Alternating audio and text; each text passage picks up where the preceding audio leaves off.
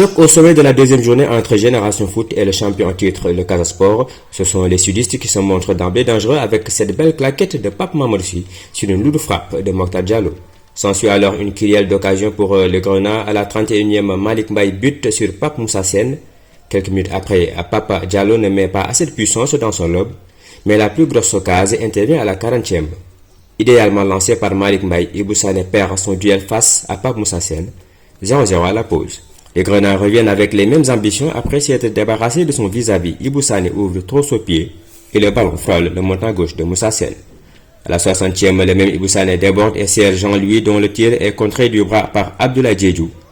À y voir de près, le pénalty était incontestable, pas de main collée. Dans les derniers instants, le Casa Sport a failli réaliser le hold parfait sur cette retournée acrobatique d'Abdoulaye Kassama, stoppé par Pape Mamadou Sy. Ce dernier sera élu homme du match pour la deuxième fois d'affilée.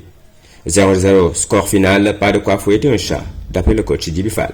En première période, on avait l'opportunité de scorer parce que face à une défense très haute du Casa, il y avait de la place maintenant.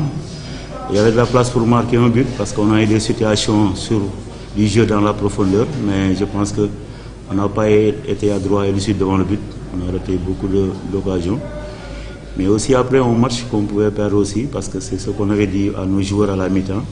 Il fallait être beaucoup réaliste devant le but et réagir aussi tactiquement parce qu'au plan offensif, on les mettait en difficulté dans le jeu, dans la profondeur, parce qu'on trouvait qu'il y avait de la place dans le dos de la défense, mais aussi avec des défenseurs un peu lents à mon avis par rapport à la vitesse de percussion de nos attaquants. Mais les occasions n'ont pas été concrétisées. Dans cette deuxième journée, seul Teungueth FC a été reçu 2-sur-2 en s'imposant 2-0 devant le Snaps. Le Jaraaf a perdu face à l'AS Douanes 1-0. Jambar se reprend en battant sur le score de 2-1, la Linguère de Saint-Louis. Du coup, les Rufisquois sont seuls leaders avec 6 points.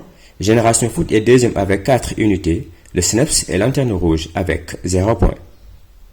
Un autre gros morceau pour les Grenats lors de la prochaine journée, ce sera le fameux derby de Rio entre Teungueth FC et Génération Foot.